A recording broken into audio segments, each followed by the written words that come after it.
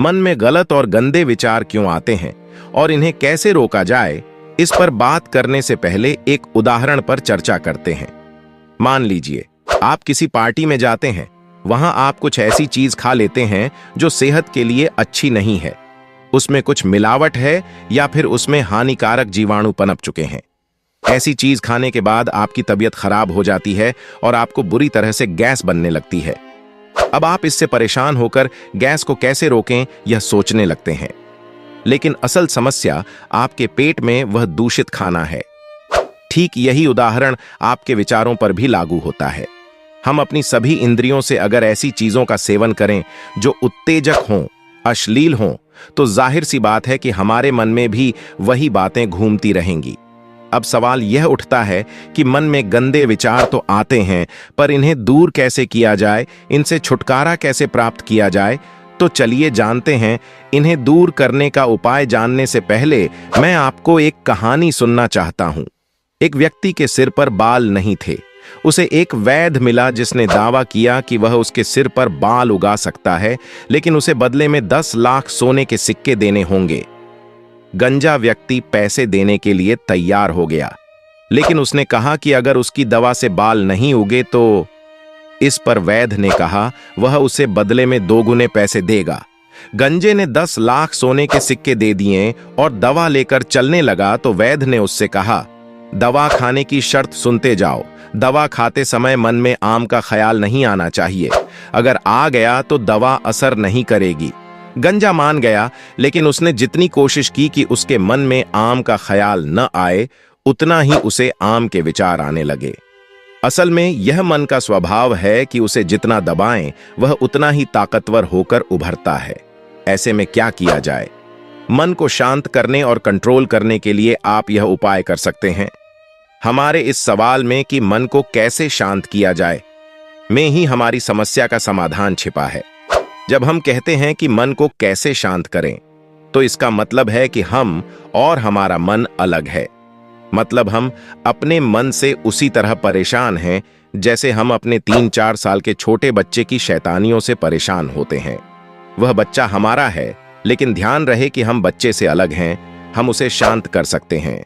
तो मन को शांत करने की दिशा में पहला और सबसे अहम कदम है यह समझ लेना कि हमारा मन हमसे अलग है। मन जो कुछ कह रहा है, जरूरी नहीं है कि वह सब किया जाए, लेकिन वह दिमाग में इतना शोर मचाता है कि दिमाग का दही हो जाता है।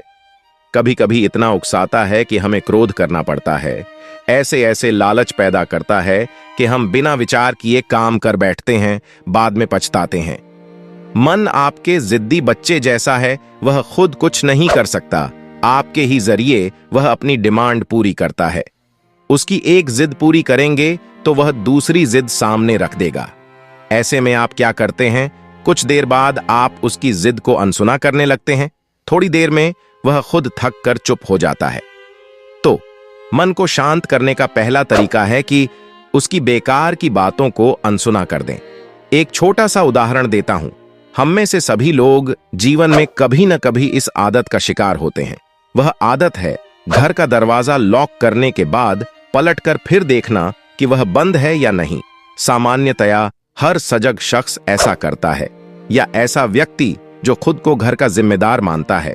लेकिन अगर गली के नुक्कड़ पर पहुंचकर वह फिर पलटकर आए और चेक करे, फिर ऑटो स्टैंड पर जाकर फिर लौटे और चेक करे, तो समझिए मामला गलत दिशा में जा रहा है।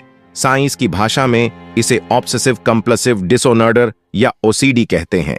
अब चूंकि मन बार बार यही कहता है कि देख लो ताला खुला तो नहीं रह गया, तो चोरी के डर से हम मन की बात मान लेते हैं।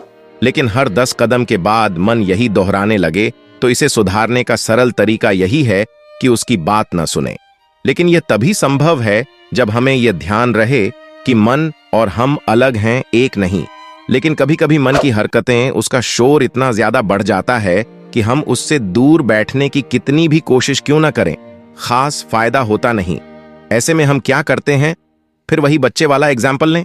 बच्चे की जिद से परेशान होकर हमने उसे अनसुना करने का फैसला किया, लेकिन वह इतना शोर करने लगा कि अनसुना करना मुमकिन नहीं। तब हम उसे कोई खिलौना या कॉमिक या कुछ ऐसा दे देते हैं कि वह उसमें लीन हो जाए। अगले स्तर पर मन के साथ यही करना है। आपने सुना भी होगा, खाली दिमाग शैतान का घर होता है। तो दिमाग को खाली न बैठने दिया जाए, किसी सार्थक काम में, किसी कंस्ट्रक्टिव काम में उसे लगाया जाए, या ऐसे काम में उलझा दिया जाए कि वह उसमें बिजी हो जाए और धीरे धीरे शांत हो जाए। यहां हमारे समाधान का वह हिस्सा आता है जिसे सरल शब्दों में मेडिटेशन या ध्यान भी कह सकते हैं। योगीजन मानते हैं कि हमारे ऊर्जा शरीर में 7 मुख्य केंद्र होते हैं।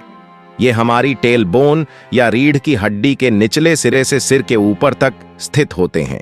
शरीर के निचले हिस्से में मूलाधार चक्र, फिर उसके ऊपर पेड़ू के पास दूसरा चक्र स्वादिष्ठान चक्र होता है, उसके ऊपर नाभि पर तीसरा चक्र मणिपुर चक्र होता है, उससे ऊपर सीने के बीचों बीच अनाहत चौथा चक्र, इसके बाद 5वां चक्र विशुद्ध गले के बीच में, छठा चक्र माथे पर आज्ञा चक्र और सिर के टॉप पर सहस्रार चक्र 7वां चक्र है।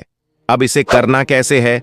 तो इसके लिए आप एक शांत जगह पर आरामदायक कपड़े पहनकर बैठ जाएं और क्रम से इन चक्रों की कल्पना करें और ध्यान वहीं ले जाएं। ऐसा 10 मिनट तक करने पर मन शांत होता है। लेकिन हर समय ऐसा नहीं कर सकते, तो उसके लिए दूसरा तरीका है। सांस का मन के साथ गहरा संबंध है। आप अपने मन को अपनी सांस पर केंद्रित कर सकते हैं। गहरी सांसें लें, महसूस करें कि किस तरह बाहर से हवा आपकी नाक में प्रवेश करती है, कैसे वह आपके फेफड़ों में आती है और वहां से खून के जरिए पूरे शरीर में प्रवेश करती है। 10 मिनट ऐसा करें, मन शांत हो जाएगा। अब सवाल है कि क्या इससे फायदा होगा, कब फायदा होगा? तो इसका जवाब यह है कि यह लॉन्ग टर्म वाला इलाज है। शुरू में इससे मन को शांत करने में मदद मिलेगी। धीरे धीरे जब आप इसे रोज सुबह शाम करेंगे तो मन को आदत हो जाएगी। उसकी फालतू की उलट बांसियां बंद हो जाएंगी। इसमें एक किस्म का आनंद आएगा तो मन करेगा बार बार करें। तब इसके लिए एकांत और कमरे में बैठने की जरूरत भी नहीं रहेगी।